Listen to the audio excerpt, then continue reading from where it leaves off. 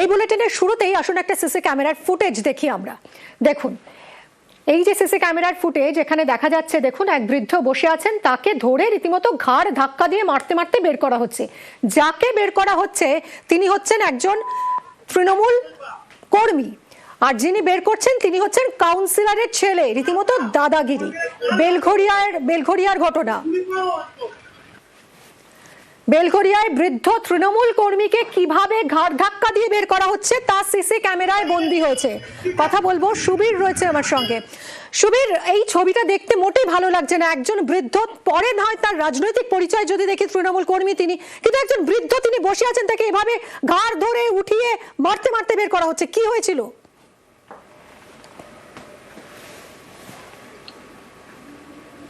দেখো, কামারহাটি পৌরসভার ৩২ নম্বর ওয়ার্ডের অন্তর্গত বেলঘড়িয়া নন্দননগর এলাকা, সেখানে তৃণমূলের দলীয় কার্যালয়ের সামনে বসেছিলেন এই প্রবীণ যিনি তৃণমূল কর্মী দীপঙ্কর দে, এবং এই দীপঙ্কর দের সঙ্গে দেখা যায় তর্কাতর্কি হতে, এবং কাউন্সিলর যিনি রয়েছেন কানু দাস এবং তার ছেলে জয় দাস, তারা কিন্তু তর্কাতর্কির মধ্যে জড়িয়ে পড়েন। এবং তারপরে দেখা যায় যে এই যে ব্যক্তি, অর্থাৎ এই যে দীপঙ্কর দে প্রবীণ তৃণমূল কর্মী, তাকে ঘাড় ধাক্কা দিয়ে সেখান থেকে কিন্তু একদম ঘাড় ধাক্কা দিয়ে তাকে যেমন তাড়িয়ে দেওয়া হচ্ছে, পাশাপাশি দেখা যাচ্ছে কাউন্সিলরের ছেলে জয় দাস, সে কিন্তু পরিষ্কারভাবে তাকে বলছে গুলি করে মেরে দেবো। এবং এই যে গুলি করে মেরে দেওয়ার যে তিনি হুমকি দিচ্ছেন, এই নিয়ে কিন্তু যথেষ্ট শোরগোল পড়ে গিয়েছে গোটা এলাকায়। কারণ এই যে ইতিমধ্যে এই যে সিসিটিভি ফুটেজ, সেটা কিন্তু ভাইরাল হয়েছে। এবং এই ঘটনায় আমরা যোগাযোগ করার চেষ্টা করেছিলাম তৃণমূল কাউন্সিলরের ছেলে জয় দাসের সঙ্গে, কিন্তু তার সঙ্গে তিনি ক্যামেরার সামনে আসেনি, তিনি যোগাযোগ করা যায়নি। কিন্তু কাউন্সিলর পরিষ্কারভাবে জানাচ্ছে তর্কাতর্কি হয়েছে, যাকে ধাক্কা দেওয়া হয়েছে সে তৃণমূল কংগ্রেস করে, কিন্তু এই যে গুলি করে দেওয়ার যে ঘটনা, সেটা কিন্তু কাউন্সিলর অস্বীকার করেছে। এবং এই গোটা ঘটনা সুবীর, কি নিয়ে তর্কাতর্কি? কাউন্সিলর যে বলছেন তর্কাতর্কি হয়েছে, কি নিয়ে বচসা?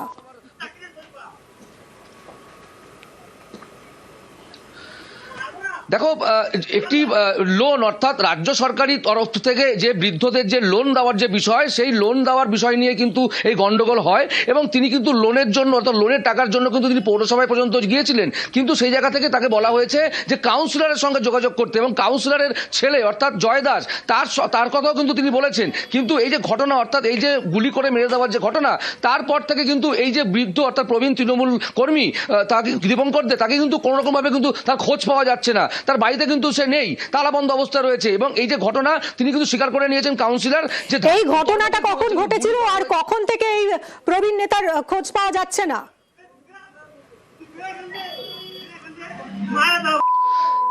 দেখো, ঘটনাটি ঘটেছে গত পরশুদিন রাত্রিবেলা, এবং গত পরশুদিন রাত্রিবেলা ঘটনা ঘটার পর থেকে কিন্তু এই যে প্রবীণ নেতা অর্থাৎ কর্মী অর্থাৎ দীপঙ্কর দে, তার কিন্তু কোনো খোঁজ খবর পাওয়া যাচ্ছে না। তার খোঁজে কিন্তু আমরা গিয়েছিলাম তার বাড়িতে, কিন্তু সেই বাড়িতেও তিনি নেই। তিনি কিন্তু তার ঘটনার পর থেকে কিন্তু তার কোনো খোঁজ পাওয়া যাচ্ছে না। ধন্যবাদ সুবীর। এদিকে এই যে অভিযোগ উঠছে কাউন্সিলরের ছেলের বিরুদ্ধে, সেই অভিযোগ কিন্তু অস্বীকার করছেন কাউন্সিলর কানু দাস। শুনুন। যেই ভদ্রলোক এখানে আসছিল, সেই ভদ্রলোকের সঙ্গে তর্ক হয়েছে, এটা বাস্তব ঘটনা। উনি লোনের জন্য ওনার ওয়াইফকে নিয়ে কামারহাটি পৌরসভায় গেছে। সেই পৌরসভায় আমার ছেলের নাম ভাঙিয়েছে, বলছে আমি জয়ের লোক, হ্যাঁ আমার লোনটাকে পাওয়ার ব্যবস্থা করে দিন। আপনি তাহলে বলছেন যে এই অভিযোগটা সম্পূর্ণ ভিত্তিহীন। এখানে সবাই এখানে ছিল, আমরা বলেছি তুমি এই কথাটা বলেছি, তুমি যাও বেরিয়ে যাও, এখানে আসবে না করে দিই, এই কথা আমরা বলা হয়েছে। পুরো ভাষানো হচ্ছে এখানে। এদিকে পুরো প্রধান আশ্বাস দিয়েছেন এই অভিযোগ সত্যি হলে ব্যবস্থা নেওয়া হবে। অভিযোগ করলে পরে যদি এটা সত্য হয় 100% আমরা ব্যবস্থা গ্রহণ করব। আমি পার্টির সঙ্গে কথা বলবো, পার্টি অফিস থেকে যদি ঘটনা হয়েছে এই পার্টির সঙ্গে কথা বলবো, তার জন্য যা শাস্তি সেটা তাকে পেতেই হবে, এর মধ্যে কোনো রকম ছাড় নেই। এবারে আসুন আমরা একটা রিলস দেখি। এই যে ছবিটা দেখতে পাচ্ছেন, এটা দেখে বুঝতেই পারছেন যে রিলস করা হয়েছে। একজন যুবক তিনি নেচে নেচে রিলস বানিয়েছেন, দেখুন ভালো করে। এই রিলস করা নিয়ে কোনো আপত্তি নেই, এই রিলস করা নিয়ে কোনো খবর নয়, কিন্তু বিষয়টা হচ্ছে রিলস করা হয়েছে কোথায় জানেন?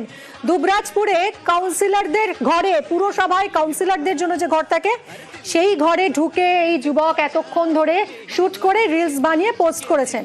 আর এখানেই নিরাপত্তা নিয়ে বড়সড় প্রশ্ন উঠছে। সুপ্রতিম রয়েছে সঙ্গে। সুপ্রতিম, এই যুবক এতক্ষণ ধরে রিলস বানালো, অথচ সিসি ক্যামেরায় মোড়া রয়েছে পুরসভা, সেখানে কেউ দেখতেই পেল না। ঢুকলো, রিলস শুট করলো, বেরিয়ে গেল, কারোর নজরেই এলো না। এই যুবক কে আর কিভাবেই বা নজর এড়িয়ে সে ঢুকলো?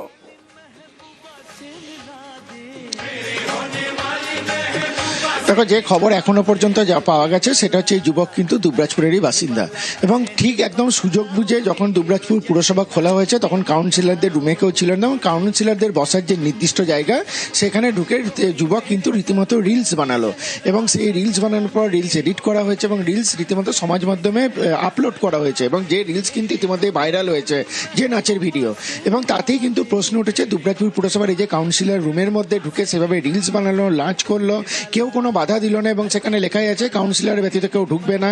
গোটা দুবরাজপুর পুরসভায় সিসিটিভি রয়েছে, অথচ কাউরির নজরে পড়লো না, যুবক নাচলো এবং সেখানে রিলস বানিয়ে সে বেরিয়ে এলো এবং আপলোড করলো, এবং কোথাও কোনো কেউ ধরা পড়লো না। তাদের এইতেই কিন্তু দুবরাজপুর পুরসভার নিরাপত্তা নিয়ে একটা প্রশ্ন উঠেছে। তাহলে যে কেউ ঢুকে যে কোনো কিছু তো করে আসতে পারে দুবরাজপুর পুরসভার মধ্যে, গুরুত্বপূর্ণ ফাইলসও তো থাকে করা হবে। আর এটা নিয়ে কিন্তু বিভিন্ন রাজনৈতিক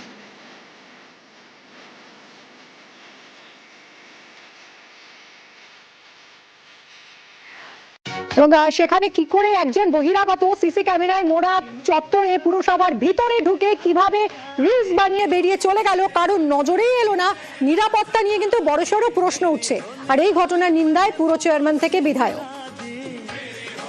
কাউন্সিলর রুমটা পৌরসভার গেটের সামনে, এবং সকালে অফিস টাইমে খোলায়, বিভিন্ন সময় বিভিন্ন কাউন্সিলররা আসেন, বিভিন্ন কাজ নিয়ে বসেন, তারা হয়তো চলে যান, কোনো সময় খোলা পেয়ে কেউ করেছে। আমরা এটা যাতে আগামী দিনে না হয় সেই বিষয়টা আমি পিয়নকে বললাম যে বন্ধ থাকবে, কাউন্সিলর এসে বলবে সেই সময় তারা বসবে, খুলে দেবে, আবার চলে গেলে বন্ধ করবে। হয়তো খুলে থাকার সুযোগ নিয়ে কোনো ব্যক্তি বা যুবক এটা করেছে, এটা অন্যায়, গরিত অন্যায়। হ্যাঁ, এটা ভবিষ্যতে যাতে না হয় তার জন্য আমরা দেখছি রুমটা বন্ধ রাখার ব্যবস্থা রাখছি। দুবরাজপুর পৌরসভায় রুমটাতে সরকারি মিটিং হয়, সেই রুমে 10 নম্বর ওয়ার্ডের তৃণমূলেরই এক কর্মী যেভাবে গান লাগিয়ে দিয়ে যে ধরনের অ্যাক্টিভিটি করছেন, আমরা চাই তৃণমূল কংগ্রেস এটা নিয়ে তার দলের কর্মীর বিরুদ্ধে সিদ্ধান্ত গ্রহণ করবে, কারণ প্রশাসন আজকে পৌরসভাকে রাজনীতিকরণ করেছে, যে কারণে একজন কর্মীর সাহস কিভাবে হয় সেখানে একটা গান চালিয়ে দিয়ে সেখানে যে ধরনের সংস্কৃতি তিনি দেখাতে চাইছেন, এটা কি আদৌ কাম্য? পৌরসভা কি এই ধরনের অ্যাক্টিভিটি করার জন্য অনুমতি কি পৌরসভা দিতে পারে? সেই জবাবটা পৌরসভাকে দিতে হবে।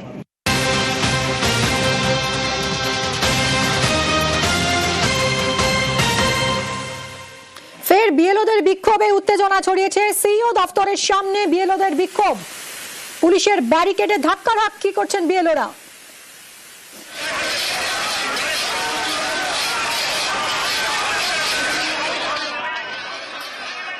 সিইও দফতরের সামনে বিএলওদের বিক্ষোভে উত্তেজনা ছড়িয়েছে। রৌনক রয়েছে আমাদের প্রতিনিধি, জানাবে রৌনক কি পরিস্থিতি? গতকালকের মতো আবার একই চিত্র, যে ব্যারিকেড করা হয়েছে ইতিমধ্যে বিএলও অধিকার মঞ্চ, তারা গতকাল থেকে বিক্ষোভ দেখাচ্ছিলেন, তাদের 48 ঘন্টা ধর্নার কর্মসূচি ছিল, এবং সেই মতোই আবারও আজকে কিন্তু দেখা যাচ্ছে যে কার্যত একটা উত্তেজনার পরিস্থিতি ছড়ায়। ইতিমধ্যে এখনো তারা স্লোগানিং করছেন এবং এখনো কিন্তু কার্যত বিক্ষোভ দেখে যাচ্ছে। ইতিমধ্যে পুলিশের উচ্চপদস্থ আধিকারিকরা এখানে রয়েছেন এবং এখনো আবারও কিন্তু ব্যারিকেড ভাঙার চেষ্টা করা হচ্ছে বিরোধীদের পক্ষ থেকে, এবং যে বিক্ষোভ, সেই বিক্ষোভের চিত্র তুমি দেখতে পাচ্ছ। ঠিক গতকাল একই রকম ভাবে তারা যে তাদের দাবিগুলোর সামনে রেখেছিলেন এবং 48 ঘন্টা ধর্নার একটা ডাক দিয়েছিলেন, গতকালকে কার্যত পরিস্থিতি নিয়ন্ত্রণে এলেও আজকে কিছুক্ষণ আগে থেকে আবারও তারা কিন্তু নির্বাচন কমিশন দপ্তরের ভেতরে যাওয়ার চেষ্টা করছেন। একেবারে দেখতে পাচ্ছে ব্যারিকেডের ওপরে উঠে বিক্ষোভ দেখাচ্ছেন তারা, এবং পুলিশের তরফ থেকে দ্বিস্তরীয় ব্যারিকেড করা হয়েছে যাতে কোনোভাবেই ব্যারিকেড ভেঙে তারা ভেতরে না আসতে পারে, এবং প্রচুর পরিমাণে পুলিশ ফোর্স ইতিমধ্যে মোতায়েন করা হয়েছে ঘটনাস্থলে। কি দাবি তাদের এই মুহূর্তে বিএলওদের? একেবারে বিএলওদের যে দাবি, যে সময়সীমা, এই এসআর প্রক্রিয়ার যে সময়সীমা, সেই সময়সীমা বাড়াতে হবে, এবং যারা যারা এই প্রক্রিয়ার সঙ্গে প্রক্রিয়া করতে পারছে না তাদেরকে এই এসআর থেকে অব্যাহতি দিতে হবে, অর্থাৎ তাদের সেই কাজ থেকে অব্যাহতি দিতে হবে। দীর্ঘদিন ধরে তাদের এই দাবি ছিল, এবং এই দাবি নিয়ে বিএলও অধিকার মঞ্চ নির্বাচন কমিশন দপ্তরের ঠিক বাইরে ধর্ণা কর্মসূচি চালাচ্ছিলেন, এবং গতকাল তারা 48 ঘন্টা ধর্ণার ডাক দিয়েছিলেন যতক্ষণ না পর্যন্ত নির্বাচন কমিশন দপ্তরের সিইও তাদের সঙ্গে দেখা করছে, ততক্ষণ পর্যন্ত তারা ধর্ণা চালিয়ে যাবেন, এমনটাই কিন্তু গতকাল তারা হুঁশিয়ারি দিয়েছিলেন। তুমি দেখেছো গতকাল দফায় দফায় উত্তেজনা ছড়িয়েছে, এবং পরবর্তীতে কিন্তু বেশ কয়েকজনকে আটকও করা হয়, এবং আজ সকাল হতেই কিছুক্ষণ আগেই আবারও সেই এক চিত্র দেখা যাচ্ছে নির্বাচন কমিশনের যিনি কমিশনার রয়েছেন তার সাথে দেখা করার জন্য তাদের এই দাবি, এবং যতক্ষণ না পর্যন্ত তাদেরকে ভিতরে ঢুকতে দেওয়া হবে তারা কিন্তু এখানে আন্দোলন চালিয়ে যাচ্ছে। 48 ঘন্টার তাদের আগে থেকে এই ঘোষিত কর্মসূচি ছিল এবং এখনো ঠিক সেই দাবি নিয়েই তারা এখানে আন্দোলন করছেন, এবং পুলিশ যে ব্যারিকেড করেছে সেই ব্যারিকেড ভাঙার ইতিমধ্যে চেষ্টা করছেন বিএল অধিকার মঞ্চের আন্দোলনকারীরা। সঙ্গে থাকো রৌনক, এই মুহূর্তে যে ছবি আপনারা দেখতে পাচ্ছেন, বিএলওদের বিক্ষোভে উত্তেজনা ছড়িয়েছে সিইও দপ্তরের সামনে। বিএলওরা বিক্ষোভ দেখাচ্ছেন, 48 ঘন্টা ধর্নার কর্মসূচি রয়েছে তাদের, এবং গতকালও তারা বিক্ষোভ দেখান, উত্তেজনা ছড়ায়, বেশ কয়েকজনকে আটকও করেছিল পুলিশ। এই মুহূর্তে পুলিশের উচ্চপদস্থ আধিকারিকরাও রয়েছেন ঘটনাস্থলে। নির্বাচন কমিশন দপ্তরের ভিতরে ঢোকার চেষ্টা করছেন বিএলওরা, তাদেরকে বাধা দেওয়া হয়েছে, ব্যারিকেড সরিয়ে তারা নির্বাচন কমিশন দপ্তরে ঢোকার চেষ্টা করছেন, এবং সিইও যতক্ষণ না তাদের সঙ্গে দেখা করছেন তারা ধর্ণা চালিয়ে যাবেন বলে দাবি তাদের। বেশ কয়েকজনকে গতকাল আটক করা হয়েছিল এবং এই মুহূর্তে আবারও উত্তেজনা ছড়িয়েছে বিএলওদের বিক্ষোভে। হাঁসখালিতে নাবালিকা গণধর্ষণ মৃত্যুতে গতকালই 9 জনকে দোষী সাব্যস্ত করেছিল আদালত। আজ তাদের সাজা ঘোষণা হলো।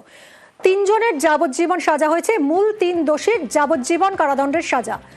প্রভাবশালী নেতার ছেলে সোহেল গোয়ালির যাবজ্জীবন হয়েছে। আর কি বললো আজ আদালত, জানবো রঞ্জিতের কাছ থেকে। রঞ্জিত, গতকালই রানাঘাট এডিজি আদালত বিশেষ আদালত সেখানে 9 জনকে দোষী সাব্যস্ত করেছিল এবং 2002 সালের 4 এপ্রিলে যে ঘটনা, সেই ঘটনা প্রথমে রাজ্য পুলিশ তদন্ত শুরু করলেও পরবর্তী সময় হাইকোর্টের নির্দেশে, কলকাতা হাইকোর্টের নির্দেশে মামলা দায়িত্বভার গ্রহণ করে সিবিআই, এবং তারপরে রাজ্য পুলিশের আজকে থানার পুলিশ 2 জনকে প্রথম গ্রেপ্তার করলেও পরবর্তী সময় সিবিআই তদন্তভার নেওয়ার পরে আরো 7 জনকে গ্রেপ্তার করে আজ গতকাল 9 জনকে দোষী সাব্যস্ত করেছে এবং 28 জনের সাক্ষ্য প্রমাণের ভিত্তিতে 9 জনকে দোষী সাব্যস্ত করেন এডিজি আদালত। বিশেষ করে সোহেল গোয়ালি, প্রভাকর পোদ্দার ও রঞ্জিত মল্লিক, এই 3 জনের বিরুদ্ধে গণধর্ষণ মামলা ছিল। তার পাশাপাশি তাদের সাথে যাবজ্জীবন যে পক্সো 6 নম্বর ধারা, সেই ধারাও কিন্তু ছিল। তাতে কিন্তু তারা অভিযোগ প্রমাণ হয় এবং তাদেরকে যাবজ্জীবন এবং 2 বছর পাশাপাশি আরো 7 এবং 3 বছর করে শোনান এদিকে আদালত। অন্যদিকে সুরজিৎ রায় এবং আকাশ গড়াই এই ঘটনার সাথে যুক্ত ছিল, তারাও দোষী সাব্যস্ত ছিল গতকাল। তাদেরকে ব্যক্তিগত 50,000 টাকার বন্ডে 1 বছরের জন্য ছাড় দিয়েছে এবং কিছু শর্ত রয়েছে। বিশেষ করে এদেরকে তদন্তকারী অফিসারের সাথে নিয়মিত যোগাযোগ রাখতে হবে 1 বছর, এবং 1 বছরের মধ্যে যদি কোনো রকম অপরাধমূলক ঘটনার সাথে জড়িত হয় সেক্ষেত্রে তাদেরকে মামলার সাথে যুক্ত করা হবে। অন্যদিকে সমরেন্দ্র গোয়ালি, দীপ্ত গোয়ালি ও পীযূষকান্তি ভক্ত, এর মধ্যে সমরেন্দ্র গোয়ালি মূল অভিযুক্ত সোহেল গোয়ালির বাবা, তাদেরকে 5 বছর এবং 3 বছরের সাজা শোনান এদিকে আদালত। আর অংশুমান বাগচি, যিনি এই নাবালিকার দেহ দাহ করেছিলেন, তাকে 3 বছরের সাজা ঘোষণা করেন। মূলত এদের বিরুদ্ধে যে ষড়যন্ত্র পাশাপাশি তথ্য প্রমাণ লোপাট, এই ধারাতে কিন্তু তাদের অভিযোগ প্রমাণ হয়েছিল, তাদেরকে 5 বছর 3 বছর সাজা শোনান। তবে আজকে যে রায়, সেই রায়ের পরিবারের পক্ষে কিন্তু খুশি নয়, তারা কিন্তু সর্বোচ্চ সাজা চেয়েছিলেন। তবে এখনো পর্যন্ত এই 9 জনের বিরুদ্ধে যে অভিযোগ ছিল, সেই অভিযোগের ভিত্তিতে 3 জনকে কিন্তু গণধর্ষণ প্রমাণিত হয়েছিল। তাদের 3 জনকে যাবজ্জীবন কারাদণ্ড দিয়েছে, বাকিদের কিন্তু 5 বছর 3 বছরের সাজা শোনান এডিজি আদালত। ধন্যবাদ রঞ্জিত। জজ সাহেব যে রায় দিয়েছে আমি এতে খুশি না। যদি ফাঁসি হতো তাতে আমি খুশি হতাম। আমাদের পরিবারের ছাড়া পেয়ে যদি হামলা করে, যদি আবার মারধর করে আসে, সেই বইতে আমি খুশি না।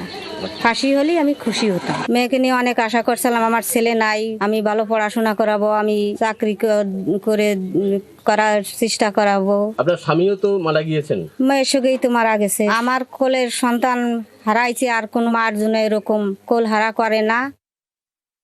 এই মামলায় ব্রজ গোয়ালি, রঞ্জিত মল্লিক এবং প্রভাকর পোদ্দারকে 376 ডিএ মানে গণধর্ষণ, এই মামলায় লাইফার দিয়েছে যাবজ্জীবন, 6 পক্সো অ্যাক্টে দিয়েছে হচ্ছে 20 বছর এবং 506 দিয়েছে হচ্ছে 7 বছর, আর 201-এ দিয়েছে হচ্ছে 3 বছর। সমর গোয়ালি, দীপ্ত গোয়ালি এবং পীযূষ ভক্ত, এই 3 জনকে 506 ধারায় দিয়েছে হচ্ছে 5 বছর আর 201-এ দিয়েছে 3 বছর। সুরজিৎ রায় এবং আকাশ বারুই, এদের 2 জনকে, যেহেতু এরা বাচ্চা ছেলে, এর মধ্যে হচ্ছে একজন নাবালিকা আছে, বলেছেন যে 1 বছরের জন্য ওদের ছাড়া হচ্ছে, ওদের ছেড়ে দেওয়া হচ্ছে এই মামলায় 50,000 টাকা বন্ডে। অংশুমান বাগদিকে 201-এ 3 বছর সাজা দিয়েছে আর 120 3 বছর সাজা দিয়েছে।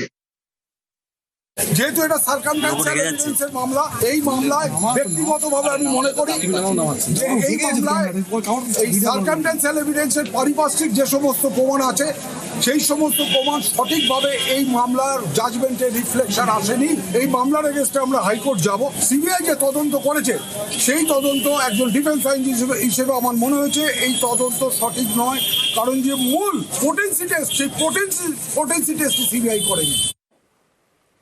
শামশেরগঞ্জে বাবা ছেলে খুনে আজ সাজা ঘোষণা। 13 জনকে ইতিমধ্যেই দোষী সাব্যস্ত করেছে জঙ্গিপুর আদালত। ওয়াকফ আইনের প্রতিবাদে এপ্রিলে অশান্তি হয়েছিল মুর্শিদাবাদে, আর সেই সময় 12 এপ্রিল খুন হন বাবা হরগোবিন্দ দাস এবং তার ছেলে চন্দন দাস। ধারালো অস্ত্র দিয়ে নৃশংসভাবে কুপিয়ে খুনের অভিযোগ ওঠে। কথা বলবো, প্রণব রয়েছে সঙ্গে। প্রণব, আজ সাজা ঘোষণা কখন হবে এবং একটু প্রেক্ষিতটা আরো একবার জানতে চাইব। দেখো, এই মুহূর্তে জঙ্গিপুর আদালতে চূড়ান্ত শুনানি চলছে। গতকালকেই কিন্তু বিচারক 13 জন যে অভিযুক্ত ছিল তাদেরকে দোষী সাব্যস্ত করেছেন এবং শুনানি পর্ব চলছে। আর কিছুক্ষণের মধ্যেই কিন্তু সেই শুনানি চলবে, তোমার সাজা ঘোষণা করবেন বিচারক। এবং এই যে তোমার জাবরাবাদ এলাকা, শামশেরগঞ্জের জাবরাবাদ এলাকা, গত 12ই এপ্রিল তোমার ওয়াকফ বিলের প্রতিবাদে তোমার রীতিমতনভাবে অগ্নিগর্ভ পরিস্থিতি হয়ে ওঠে। রাস্তার NH 34 তোমার একাধিক গাড়িতে আগুন দেয়া থেকে আরম্ভ করে ভাঙচুর এবং এই জাবরাবাদের এলাকায় বিভিন্ন বাড়িতে অগ্নিসংযোগ থেকে লুট থেকে, এবং এই যে চন্দন দাসের বাড়ি, সেই চন্দন দাসের বৃদ্ধ পিতা হরগোবিন্দ দাস এবং তার ছেলেকে টেনে নিয়ে গিয়ে বাড়ির সামনে নৃশংসভাবে কুপিয়ে খুন করা হয়েছিল। এবং এই জাবরাবাদের তোমার একাধিক বাড়িতে অগ্নিসংযোগ এবং তার লুট করা হয়েছিল। এবং এই ঘটনার পরে কিন্তু রাজ্য রাজনীতি তোলপাড় হয়ে পড়ে। তারপরে কিন্তু রাজ্য সরকারের পক্ষ থেকে সিট গঠন করা হয় এবং সেই সিটের পক্ষ থেকেই কিন্তু এই তদন্তভার নেওয়া হয়। এবং তারপরে কিন্তু ডিআইজি পর্যায়ের তোমার তদন্তভার চালিয়ে র্যাঙ্কের পুলিশ অফিসার তারা কিন্তু এই তদন্ত চালান। এবং তারপরে 13 জনকে, শুধুমাত্র রাজ্য না, তারা ভিন রাজ্যে পালিয়ে গিয়েছিল, সেই 13 জনকে গ্রেপ্তার করে নিয়ে আসে। এবং তারপরে কিন্তু 55 দিনের মাথায় তোমার সেই চার্জশিট দেয় এবং সেই শুনানি চলে জঙ্গিপুর মহকুমা আদালতে, তোমার শুনানি চলে এবং গতকালকেই কিন্তু তাদেরকে দোষী সাব্যস্ত করেন বিচারক এবং আজকে তার শুনানি চলছে। তবে তোমার এই জাবরাবাদের এলাকার যে মানুষজন তারা কিন্তু রীতিমতনভাবে এখনো আতঙ্কে রয়েছেন এবং এই চন্দন দাসের পরিবার এবং হরগোবিন্দ দাসের যে পরিবার তারাও কিন্তু রীতিমতনভাবে তোমার আতঙ্ক, ক্যামেরার সামনে তারা মুখ খুলতে ভয় পাচ্ছেন। তবে গ্রামবাসীরা চাইছেন যে সেই সময় থেকে হাইকোর্টের নির্দেশে যে তোমার কেন্দ্রীয় বাহিনী রয়েছে সেই কেন্দ্রীয় বাহিনী যেন থাকে, তবে কিন্তু তারা নিরাপত্তা বোধ করবেন। এবং রাজ্য সরকারের পুলিশ থেকে আরম্ভ করে কেন্দ্রীয় বাহিনী তারা কিন্তু টহলদারি দিচ্ছেন যাতে করে নতুন। অনেক ধন্যবাদ প্রণব। 12 এপ্রিল খুন হন হরগোবিন্দ দাস এবং চন্দন দাস। ধারালো অস্ত্র দিয়ে কুপিয়ে তাদের খুন করা হয় বলে অভিযোগ। খুনের তদন্তে সিট গঠন করে রাজ্য সরকার। আজ আর কিছুক্ষণের মধ্যেই সাজা ঘোষণা জঙ্গিপুর আদালতে। এদিকে ফাঁসানো হচ্ছে তাদের, এরকমই দাবি করছে দোষীরা।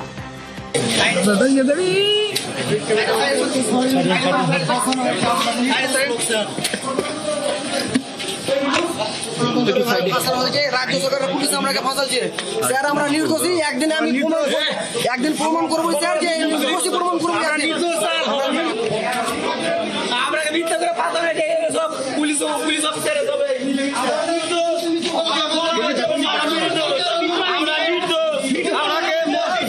সরকার টিএমসি সরকার ফাঁসাচ্ছে।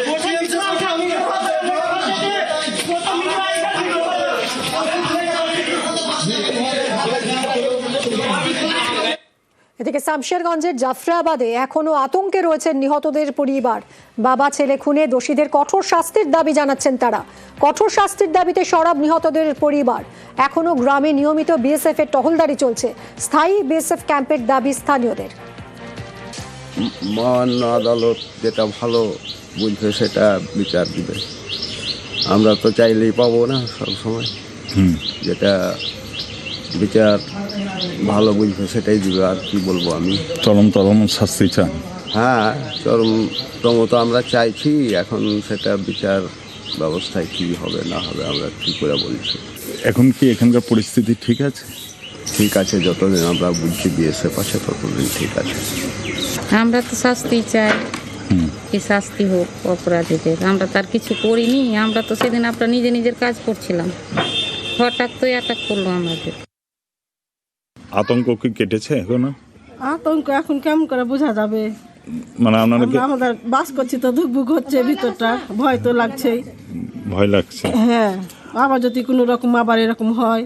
না, ওদের অভিযুক্তদের যাতে উপযুক্ত শাস্তি হয় সেটা তো চাইছেন? সেটা তো চাইবই।